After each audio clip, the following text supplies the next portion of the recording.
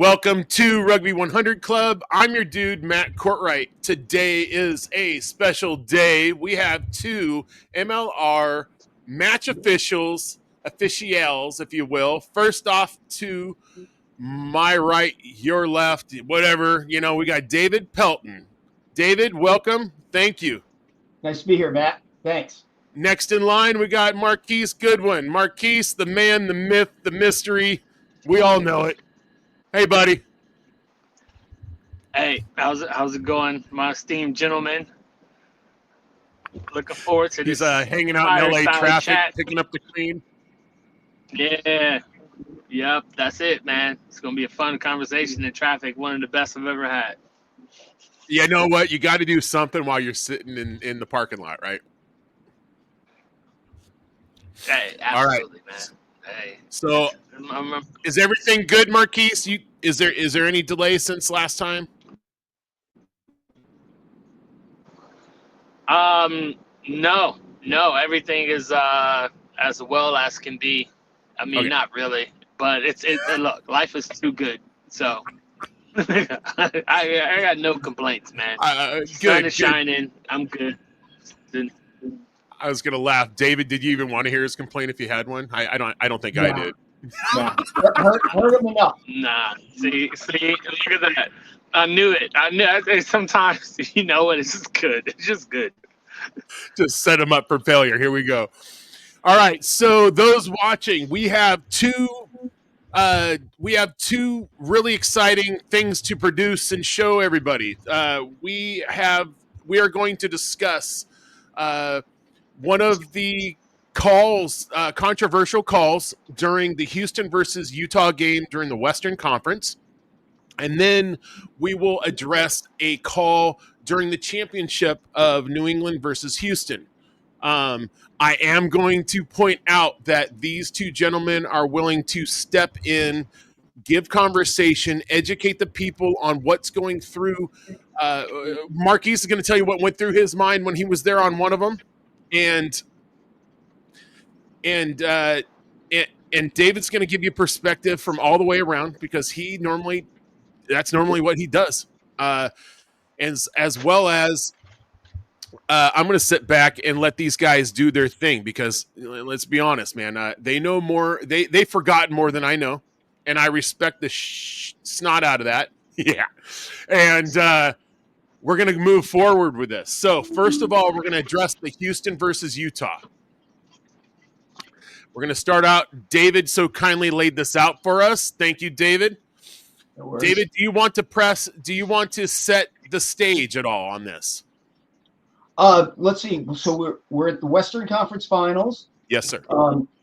Houston's been beating Utah badly. I mean, they're dominating the whole thing. We're almost to the end of the first half, and Utah gets a break, and that's where we're going to start. There is they're making a break after a line out and a couple phases after that line out. All right, here we go. Going, spins it free. Lasike got rid of it, took a massive hit there. Ball played back. It was Spencer Jones that played it off. Here come the Warriors now. Up the edge. Joe Mono. Ball, what a collision. And Mono is knocked out by his counterpart, number 11, Drake Davis, with a lethal shot. We'll have a look at this. Just give us a little space. Just give us some space. I'm going to have a look at that.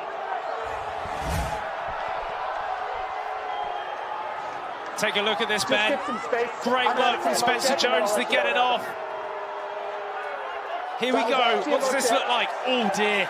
Oh, no. Can you have a look at the tackle here? Let me know if This is problems for Drake Davis. He's upright and he's coming in fast on Joey Mano. There's no wrap there, Will. There is absolutely no wrap in that tackle as he comes across. And granted, Mano stepped out of bounds. I think that's the call here. So that play was dead anyway. But when you come across like that, I think that's what they're looking at and talking about. I think even if the ball was dead, though, Mike, this is foul play. Can't do that. I agree. Yeah, Robin, arms are out. It's a legal tackle. Okay, thanks. So we'll play the lineup? Correct. Okay, thanks. Derek Summers, our Legal TMO, tackle into touch. It's going to be a lineup. saying it was a legal tackle, guys. I'm shocked. I've got to be honest.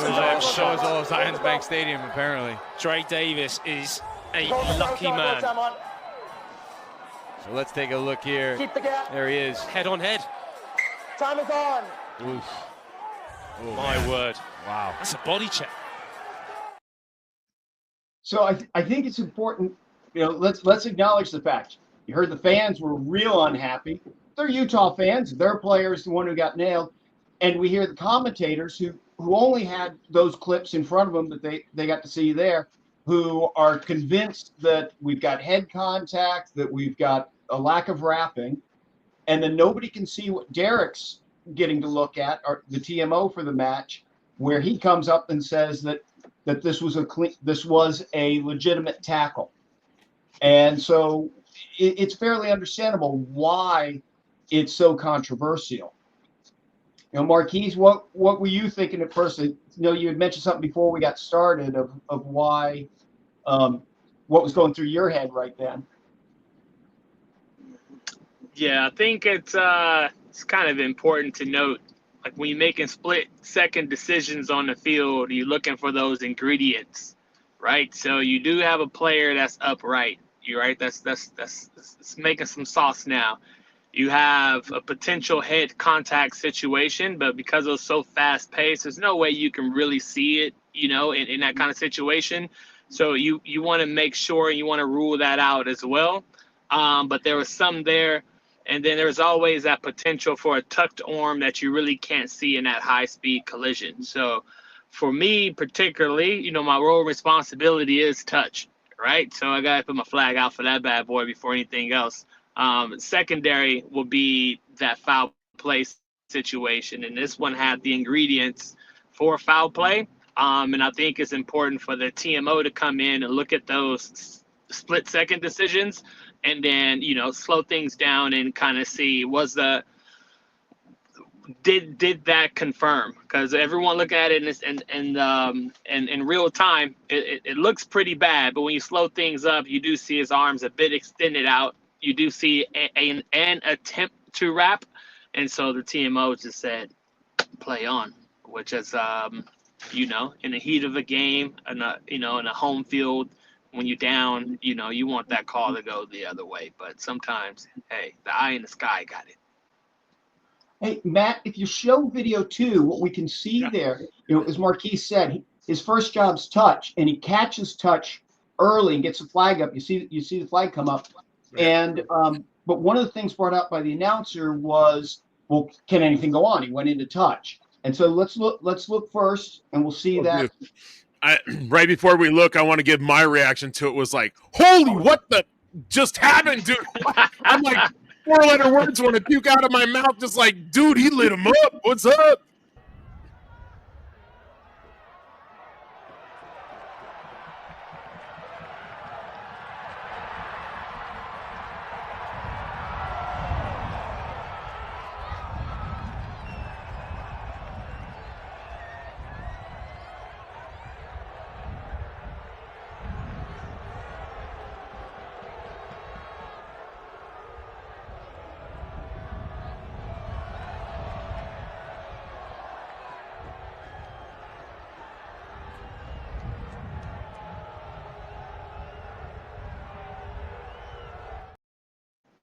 Man, right away you can hear the Utah fans reacting. Holy yeah.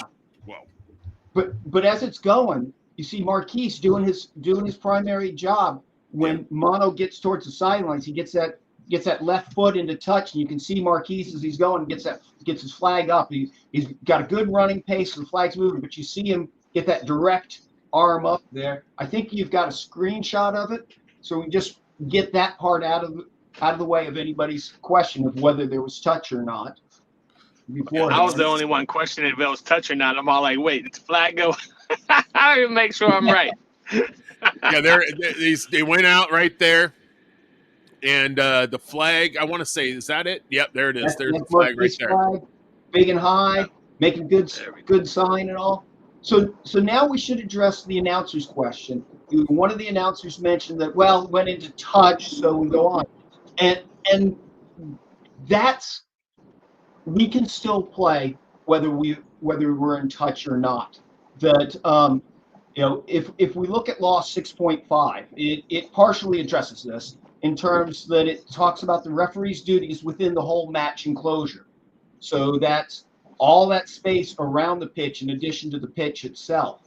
And then we have some other laws that help us in regards that when the ball's what we call dead, such as Law 9.6, where a player must not obstruct or interfere with an opponent when the ball's dead. So the law is telling us, yes, we can do things when in touch.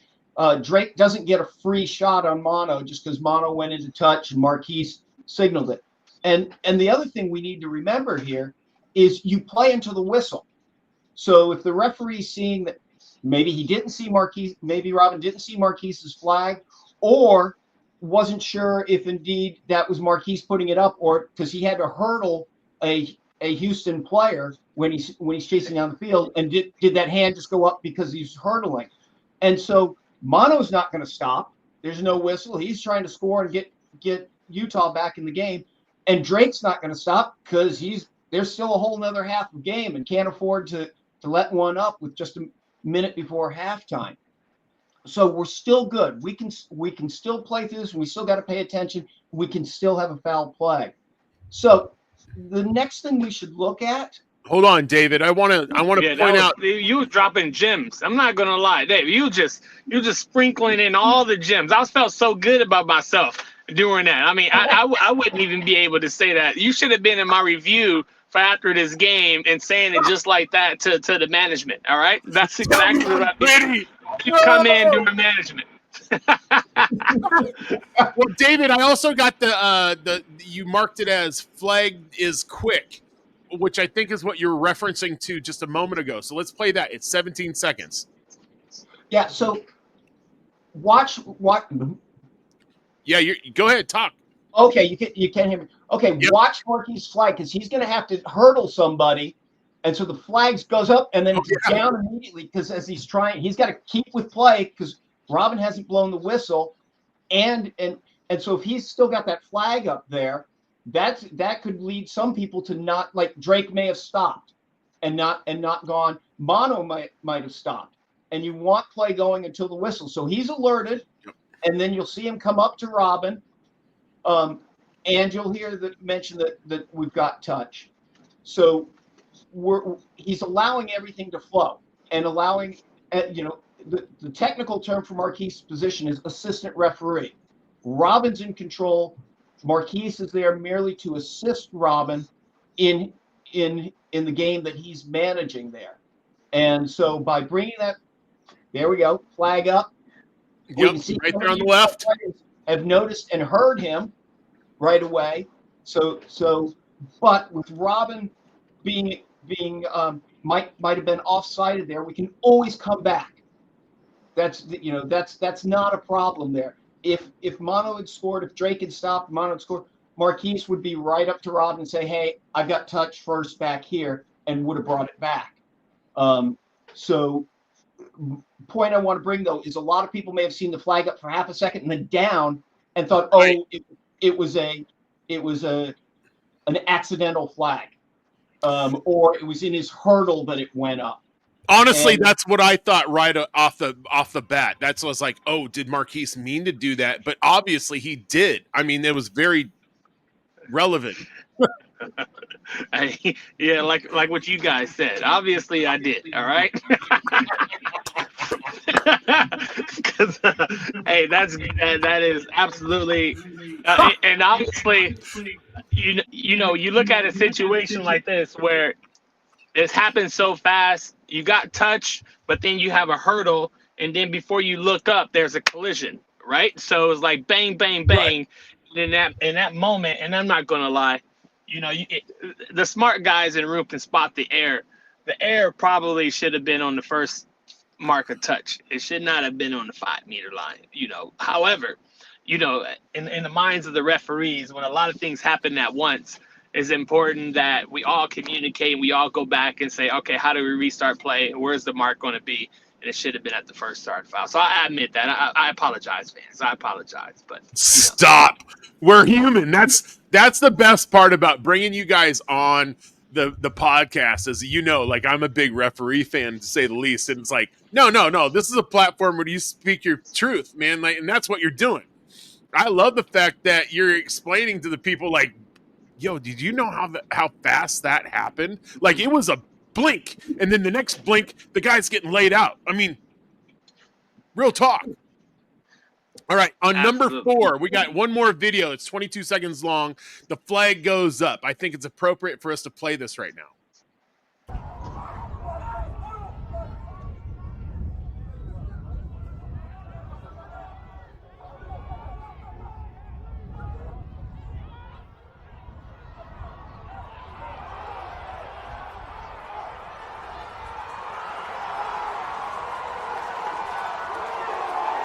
Boom.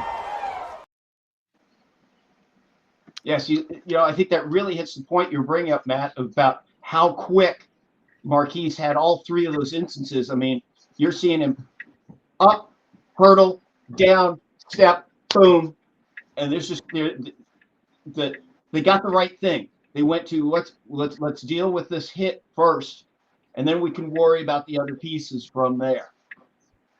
Right, we can worry about the details, but we got to worry about the health of this human that just got laid out. Yep. Yeah. All right, let's see where we at next on this one here. Like, and by the way, people watching at home, like, the reality is this is what referees do after every game. I mean, a lot of these people don't know that. You guys want to break that down a little bit, just kind of like give some insight?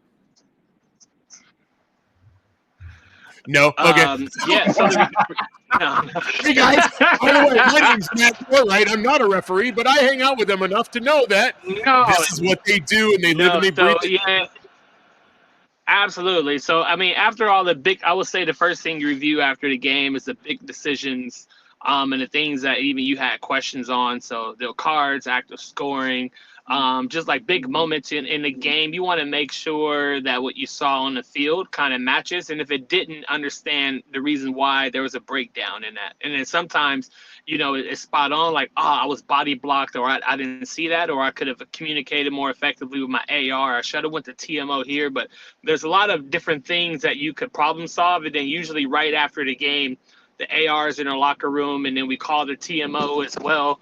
And then we all kind of not get on the same page, but like walk through those things that we all had questions on, and then, you know, kind of review it from there, sign off all the paperwork, etc. The deeper dive goes into you when you do your match review, and we do it via huddle. Same as teams, where we just dive straight into the clips. So anything from the games, penalties, communication, your personal areas of work on, like positioning, effort, all that kind of good stuff, gets coded, and then that gets uploaded. What I usually do, I'll send my clips out. It's usually about 50, 60 clips, and then I just send it out to the entire team. So all the ARs, all of management, all the referees, I think even the MLR staff can see it, but my review is open to the public. So everyone gets a chance to see what my personal thoughts on the game and the things that I need to work on to get better. That way it's super transparent, and that no one, you know, there's really nothing to hide. The same thing you guys see in the game and have questions are the same thing that we do as well. And then so we just look at yourself in the mirror, take the couple losses, take the couple wins, and then you learn to get better for the next week. And you have after that, then you have a meeting with your coach. And my coach, Dave McHugh, the Jolly Irishman, usually prefers, he definitely prefers I send my clips in first. And then when he sends me his, that I'm not looking at his and kind of like tailoring mine, right? So all of my stuff is from what I saw, and then he sends me the big dog review on top of that, and then it's usually like, okay, we see the same thing. I'm glad that you're working on this, or here's a couple things that you didn't see that I want to bring up that we got to work through in our meeting. And this meeting is with the ARs and with the TMO, so we all on the same page for the weekend next. So. That's usually the review process, and then you go into a whole team review on the next day as well. So it's a lot of film, a lot of breakdown, a lot of self-analysis that goes into this before you get back out there on the pitch. Sorry if that was long-winded, my bad. No. Thank you for that. I'm low-key over here, like, watching everything happen in your background, going like, dude, I feel like I'm in Training Day in the movie and shit. Oh, you see it? Yeah. Hey. There we go. We in There we LA, go. bro. Let's roll. Yeah. The only thing I didn't sprinkle in there is the occasional call up to Dave Pelton for law clarification, things with cards and specifics, because it's a wealth of knowledge the disciplinary committee have that gets into the even more detailed parts of the game. So, there's layers upon layers of this. And from our perspective, we just try to make sure that we align with the coaches and the players and we see everything in the same way. So, the calls aren't mysteries. There's no controversials, that everyone's pretty much aligned to what they see and what happened on the field. Yeah, that's a good spot to thanks for the segue there, Marquise.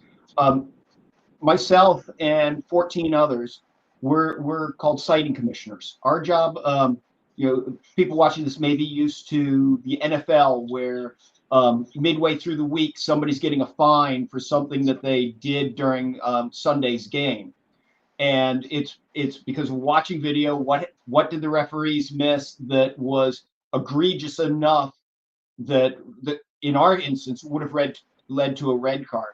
So like this hit here by Drake, the person who had that game would have been looking at that, breaking down film, going slow motion, looking at all the different angles. We've got 6 cameras at that game. Not all of them catch the point of incident when the impact occurs, but that person's looking at them, breaking that down, and then if there's a question of whether it's foul play or not, they're reaching out to the others, because as Marquise brought up with the referees, wanting to make sure that they're all on the same page.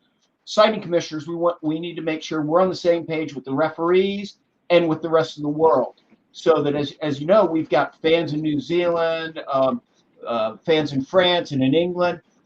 They're seeing a standard in their professional games, and we hold that same standard here.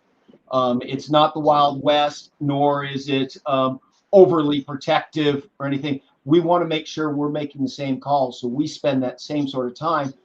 But where Marquise, we need to get on with that game quickly. Derek was great with his speed through the clips and giving a response back. We've got more time. We have until 1 o'clock the next day to be looking at incidents of potential foul play, and having time to break down and go slow. So might be good, Matt, unless you've got another question right now, maybe we should look at that next video. Yeah, we got number 5 here, which is actually a picture. And as you can see, like, it is really about Davis being upright. That was the complaint of it all. I don't know how valid that is at this point in time, but here we are talking about it. Well, it is valid, because in the U.S., in New Zealand, South Africa, England, most of the world, you hear about making your tackles below the sternum. And World Rugby's put out a directive, and USA has accepted that directive. But there's one key point that's important to know. It's for the community game. It's not at the professional level. Now, part of when you hit below the sternum, you've got more room to make a mistake without hitting the head. And our professionals who are training, they don't get a free shot at the head, but we give them a little, if you will, less room to make mistake. They've only got about here to make mistake, while in the community game, we've got this to make a mistake. And so, yeah, Drake's upright, and anybody who's got their kid in a high school game or plays club rugby themselves shouldn't be questioned by going, where's the penalty call? Because if nothing else, he's upright and he's hit above the sternum. And that's why that Derek does not bring up that point at all when he's telling Robin what he's seen. All right, that brings us in the point of contact. Let's go. Right there. Boom! Just lit him up. You see his head go back, the whole 9. Yeah, I think it's a great example of Newton's laws of physics, that every action brings an equal and opposite reaction. You've got 2 bodies going at massive speed and hitting each other with neither slowing down, and we're getting that back peak. which gives a great show for everybody about how big the hit is, but it also gives some bad context because we see both heads fly back. Now, what we actually see when you go slow, and so first off, yeah, let's talk tackle. So in our yellow circle there, you can see Drake's arm is indeed coming out for a wrap, and you see his left arm is also going to come about in the middle of the back. And then as Mono goes to, because he doesn't want to get shoved into touch, because remember, he's real close to the touch line here, so he's got to put force into the field to counter Drake's force trying to get him out of the field.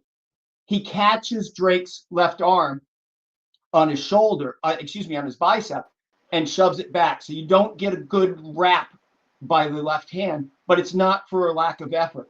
The right arm does get that wrap around the front at the chest level, actually below the sternum. I think we might have a video showing from the back camera where you can see it come across. You can go ahead and elaborate too. Your mic is on. Here he comes, and you can see the arm down low, comes up as a charge, and then brings it out there to make the tackle.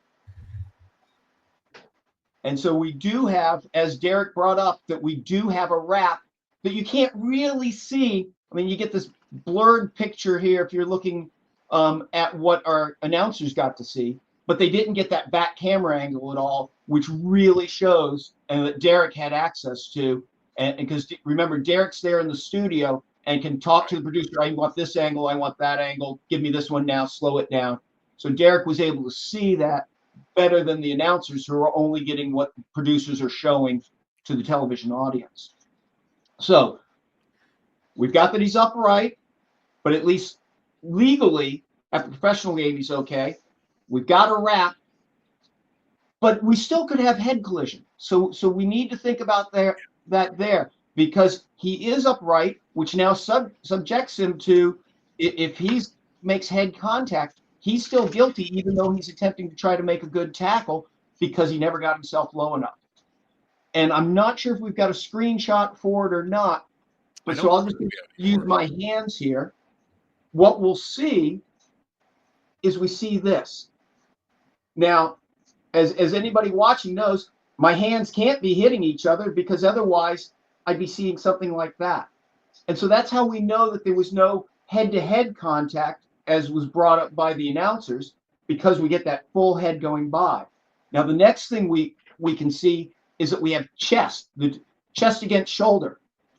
And so, again, as Marquise brought up, this is going on at split second. We never really got a slow motion in the replay. We got a little bit, but not like I can take it down to a tenth of normal speed, and we can even go frame by frame. And frankly, in discipline, just like the referee, Marquise, if you don't see something, do you make a call because you just assume that something happened? No, we know what happens when we assume. No. Exactly. What happened to me? Yeah, and so from our end, we've got to see the video evidence. So we will go frame by frame. We'll blow up the picture so that we can really get a good frame.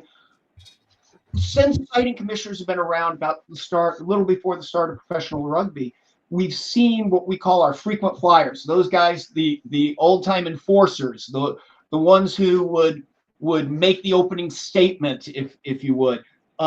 We're not seeing them as much now because we've got players that are professional. And I don't mean that from, well, fighting's above me. It's like, I've got a paycheck I want. If I commit a foul play, I'm not playing. I may lose some pay. I want to keep a long career. And so these things have helped bring down the amount of thuggery, if you will. And now we get an occasional somebody lost their temper, but for the most part, it's more a technical thing. They got Drake coming across here. Really should have gotten low. He didn't. So he's technically not, he's setting himself up to potential danger. So it's our job to make sure that we truly see what happened.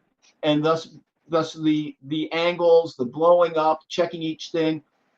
And studying, how do heads react? What should we be looking for from a player who gets head contact? And it doesn't rule out the defender. The defender may get the worst of it, but if they're the ones who were in bad position, they're the ones who are going to get nailed for it. And that's what we have here is bad position. Looks like it's bad. The heads are flying back, makes it look like there had to be head connection, and there just wasn't. And to nobody's fault in terms of like the announcers, they're calling what they see. The fans, there's no replay on the big screen for them, and they just lost a scoring opportunity. As Marquise said, there's a lot that goes into prepping for a game, all that coaching and reviewing that they did beforehand. But that doesn't slow down for the fans. And what I'd like to draw their attention to is we have backstops on everybody. Marquise is a backstop to help Robin. Derek's a backstop to help the three of them. While it won't affect during the game, the sighting crew is a backstop that if Drake had done something that Drake doesn't get away with it scot-free. And so we're looking out for the players and the safety of the players. So at the end of the day, gentlemen, was the call correct?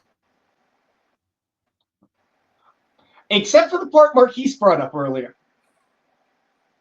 That he needed to go back to the 22. Yeah, because he touched out. Yeah, he touched out. But we got the important part. The important part got right. The player safety, player welfare. You can just see him as he's walking off. I mean, let's be honest. Like, he's just walking off, and he's feeling like he just knocked somebody out. Like, he felt terrible. You could see the body language off of him. Like, is it frozen, or is that just me? No, it's just you, like your poker face.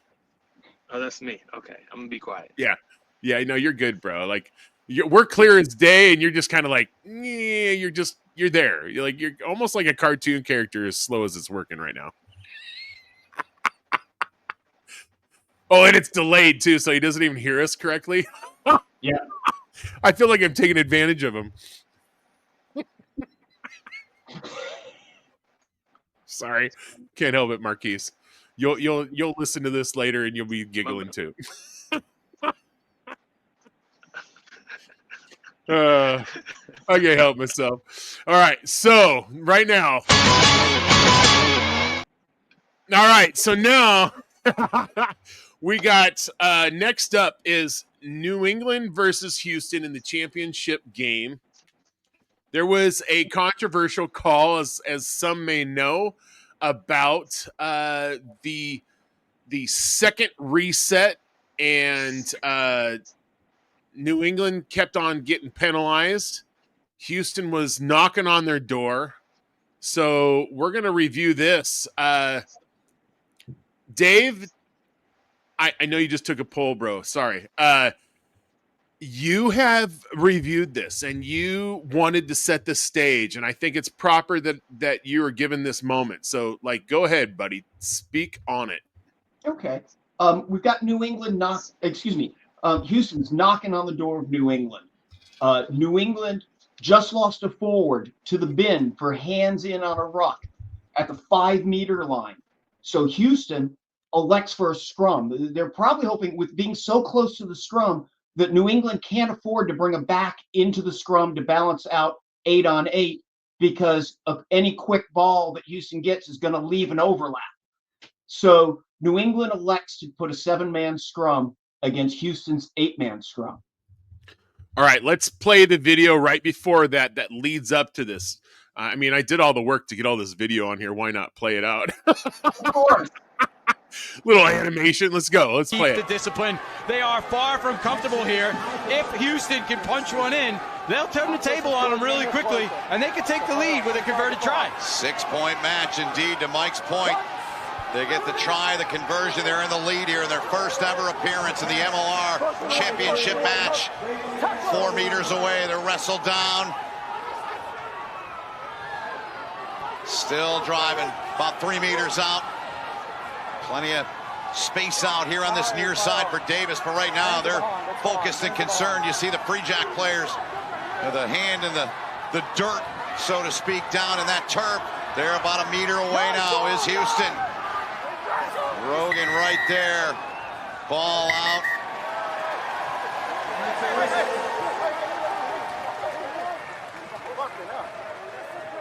Clearly cynic. Please turn the ball over. It's a ruck. There you go. So he's off to the sin bin. Off to the sin bin. We've got a try, and a converted try takes the lead. I mean, we've got great excitement right here at this point. Oh yeah, the whole crowd, like, you know, a few of us were there, right? So like, man, everybody's excited. We're thinking Houston's like, they got this bad boy. You know, they just need to get this scrum lined up. They can power it out. They've been doing well with the scrum all day, as they naturally have all season. Okay, so now I'm going to go to the second half of this where they are lining up the first scrum onward. Using his hands to bring it to his side. He's not allowed to do that when the referee has said he can't. But how interesting is this, Mike? This is where Houston still want to go at them. They want this score. I like it. I think it's the right call. They're backing themselves for sure. Like we've said, they got nothing to lose. Throw the kitchen sink at the Free Jacks. They're here to spoil a party. It's their first time in a final, and they're not going for points. They have proved that they want to play. That is just the 10th yellow card of the season on New England. That's the fewest in MLR play this season of any club, of the 11 clubs. A decisive stretch of minutes coming up here in this championship match. Andre Warner will feed. See the numbers in the scrum. No, look, fellas, it's both down. We're going to reset. Make sure it's a quick reset, fellas. Yep. Let's go. Quick reset. Both down, both.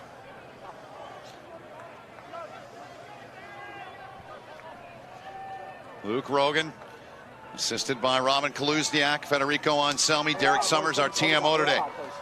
Here we go. Crouch. Perfect.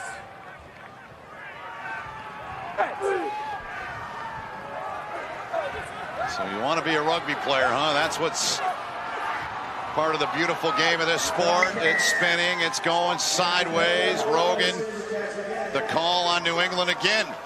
I'll tell you what, I just wrote this on Will's note sheet here, and I'm saying, if you're the SaberCats, they just chose the scrum. Are they going to try to push through with the player advantage in the scrum? So New England's short there. They can't choose another scrum here, but I saw what they were going for. They were going for that penalty. All right, so I'm going to say the obvious because I am not a referee.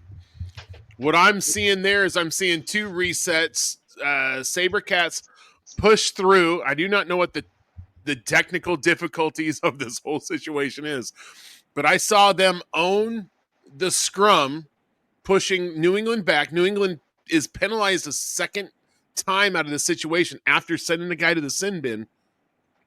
WTF? Tell me more. Marquise, you want to jump? Not that I knew you guys were going to come my way. All right. But I'm gonna preface this with, unfortunately, man, I didn't quite see the clip. Nor did I watch the second half of the game, which I should have. So, man, I will play my first time viewing times. it, and I'm gonna go ahead and give you my honest opinion. And sometimes, you know, it is what it is. But I know we have a few, and look, my wife's coming in the car now, so hopefully I say this correctly. You only get 2 resets or 2 scrums per MLR rules. Correct. And unfortunately, you know, this scrum was correctly penalized to Houston, and they ran scrums. So I think the controversy, and Matt, you probably played in the forward pack back in your day. What you trying to elicit is probably a penalty try situation, you know, in the last play, et cetera. But and Pelton can correct me if I'm wrong here, but you know, once a scrum is unstable like it was, you know, the referee must penalize for safety measures. You know, so we just going by the letter of the law here. That's what I say. Pelton. Well, I actually like what Robin does. Robin plays a little bit further after the guy's popped to see, because let's back up to the law definitions. Luke, that's wrong. That's the wrong guy. Yeah, I'm sorry. Robin's the Canadian. Yeah. Yep. Luke, I apologize to you if you're seeing this. I did mean you there. But we all know from the law, from the definitions in the law book, that a penalty try can be awarded only if it's probable that the score would have occurred if not for the act of foul play. So by Robin letting it go a moment longer, he's giving a chance that can Houston prove that they would have driven that scrum over the rest of the way, because they've already gotten a good push of like 1.5 meters. Now, I think we've got a picture from a video from the tight side, from the close side. Yeah. Let's go to that. And by the way, everybody that's listening, Robin, he doesn't mean Robin. He means Luke Rogan, unfortunately. Just to clarify, and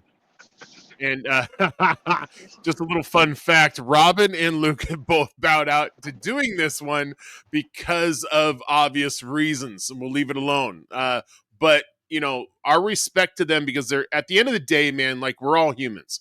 And the fact that sometimes we don't always do it the way we should have or wanted to or thought we should. I don't know, man. Like, we're human. Like, so, give grace. Give grace.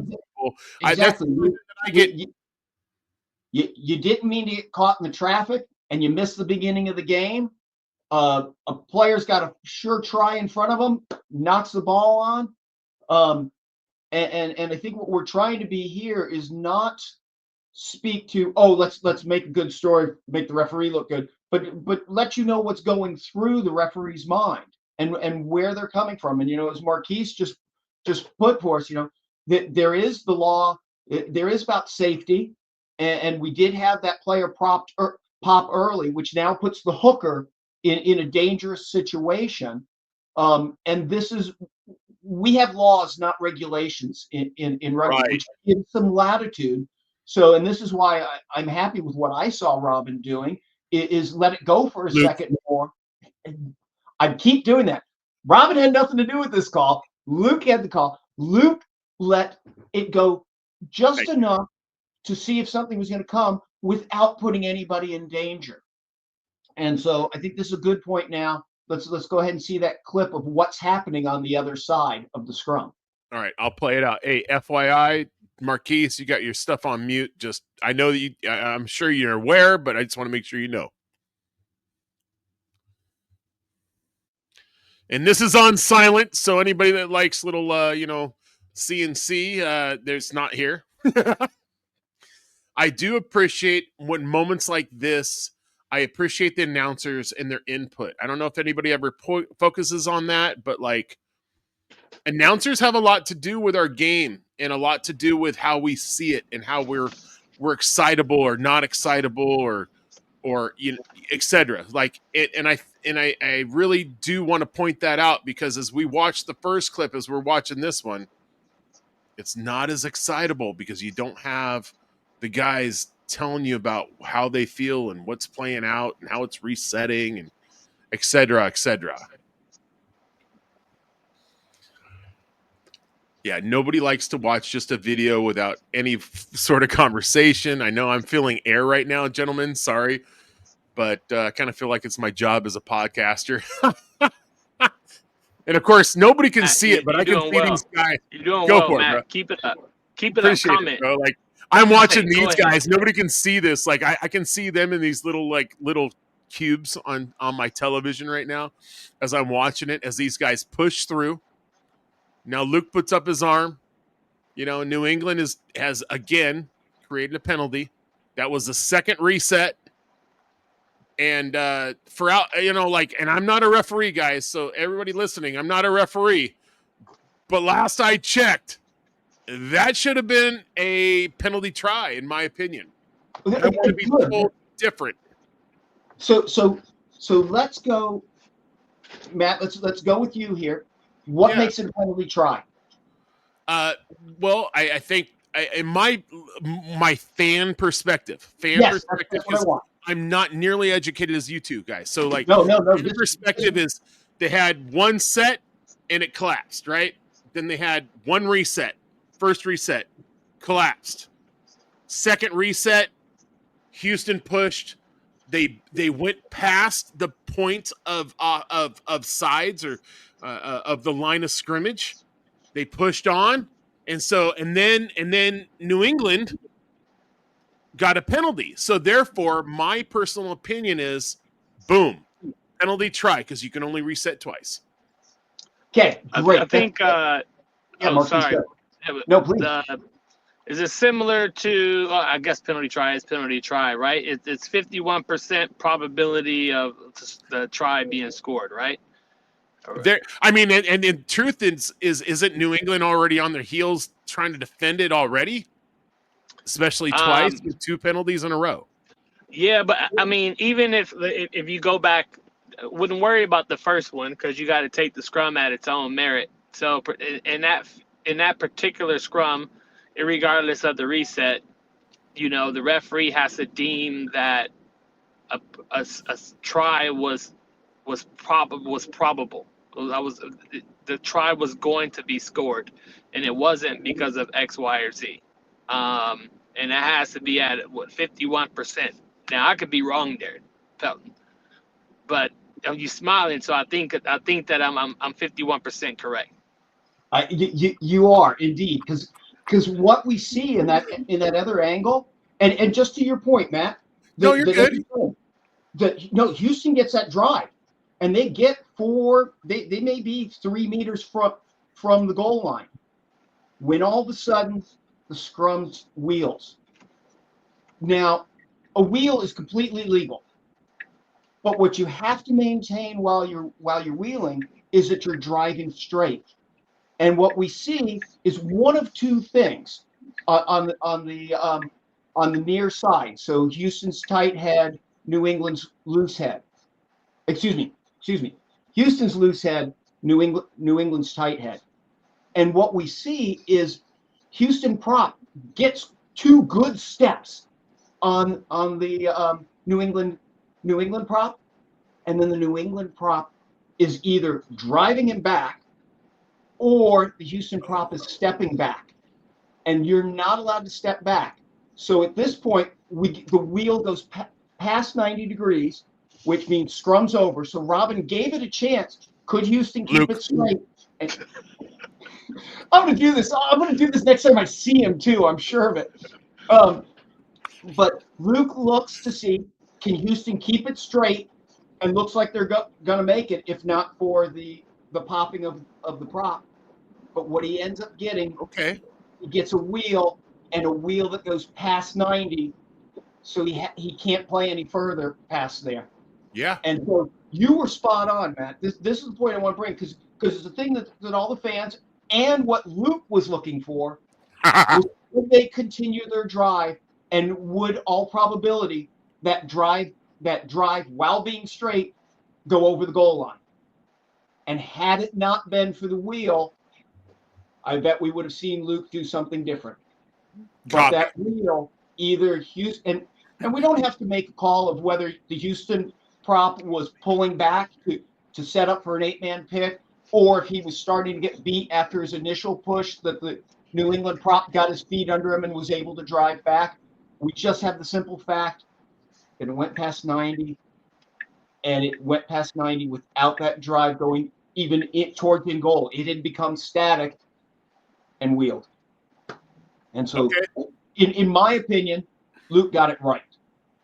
And it sounds like Marquise from. And I can confirm. Yeah, I can confirm. I had a similar scrum on the 5-meter line in Chicago versus Miami game.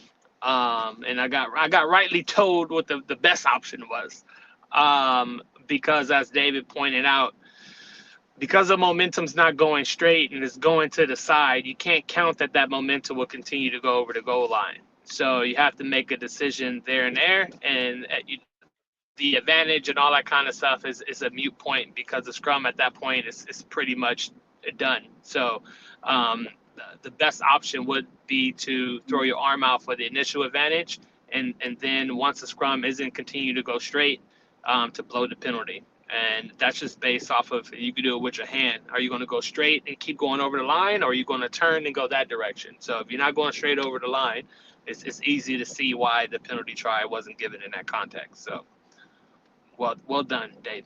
Well done. Love it. No. And the people need to, like, this is what's so great about it. Opinions are like assholes, you know, like real talk. Everybody's got one. They all stink.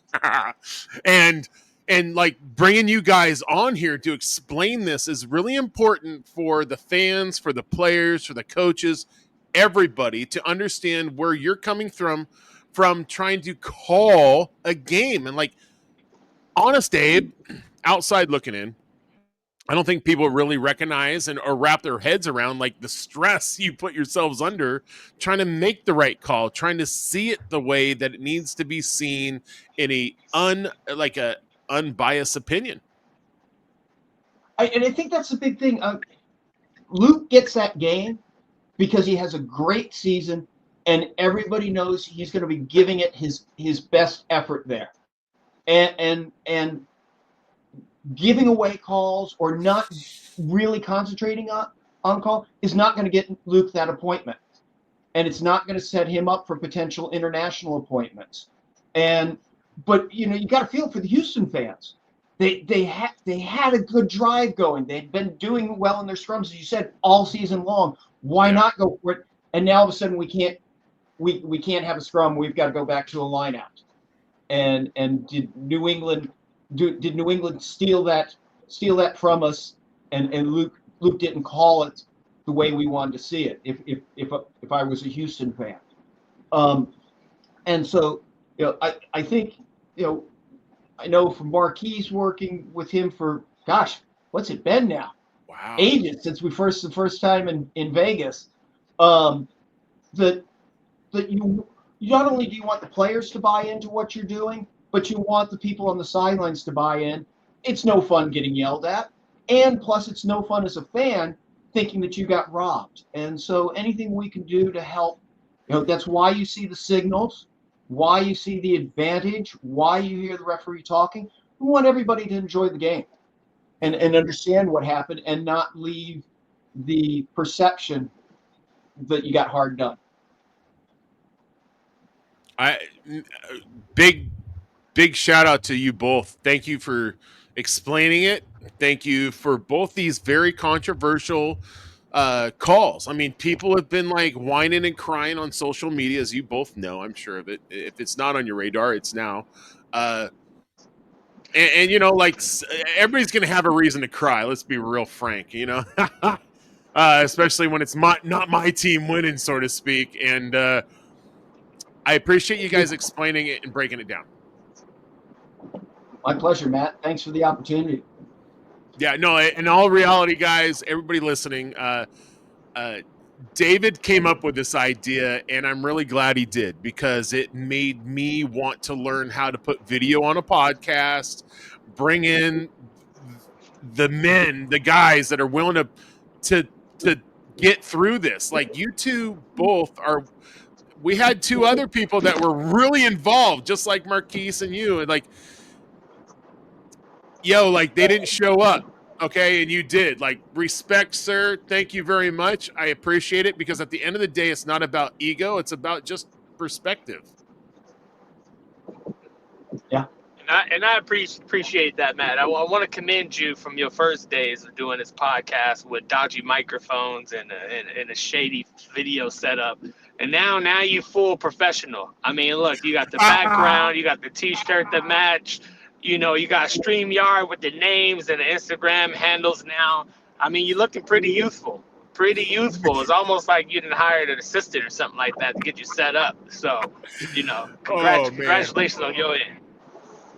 Thank you, sir. I appreciate the accolades. I'll take them, man. I don't want to deny it, but like, you know what? You two both have different points. You guys have both pushed me to be better at this, and it's like, like real talk, Marquise. I have yet to edit, because I'm terrible with stick figures and color crayons. I got like 8 color crayons in my box. I should probably have like 64, but you know what I'm saying.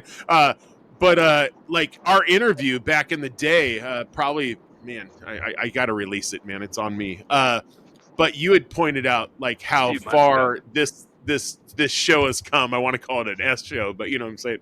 And man, thank you for the accolades, because it, as small as it may seem for you, it means a lot to be received on this end.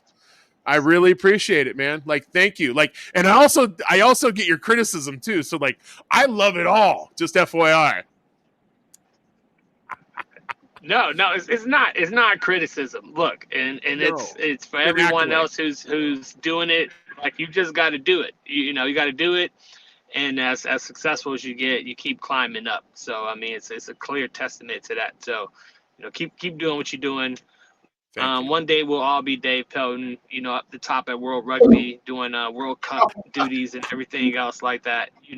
See, look, and that's the Yeah. Pacific Coast Grizzlies shirt he got on. That's old school.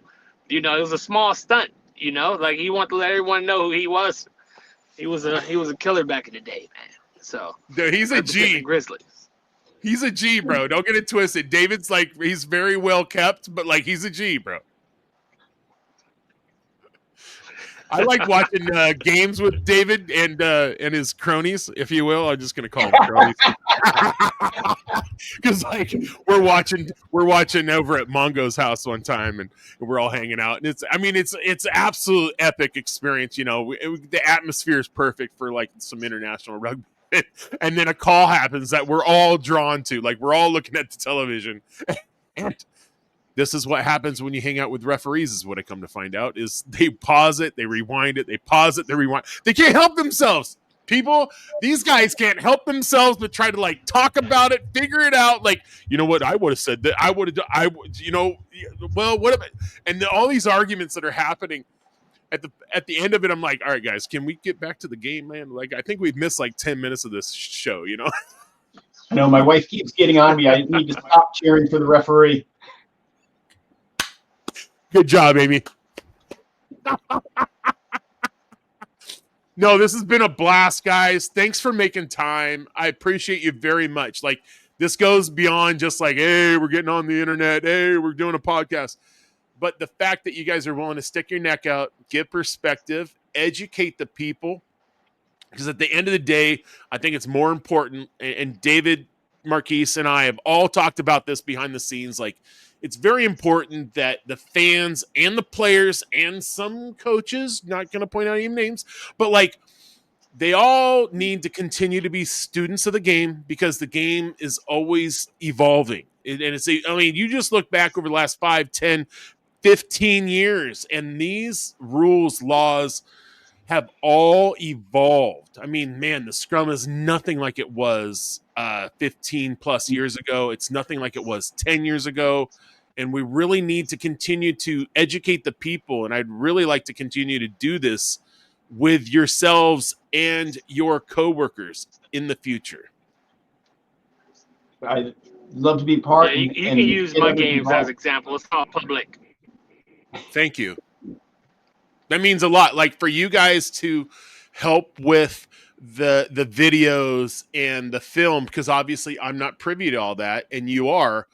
And because I don't want to ever step across a line that's not to be stepped across. And it's really appreciative, because at the end of the day, we're trying to build this game, especially like if we're able to bring it to the professional level and break it all down and chat about it without any ego. I think it's huge. It couldn't be bigger in my mind. Well, Matt, I think you hit it there. You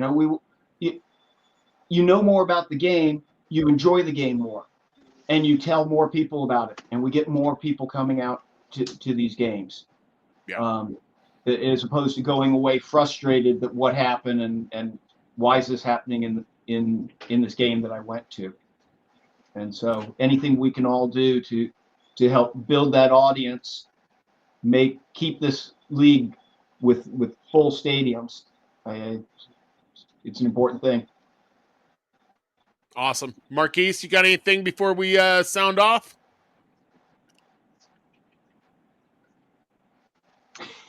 No, thank you guys. I really enjoyed it.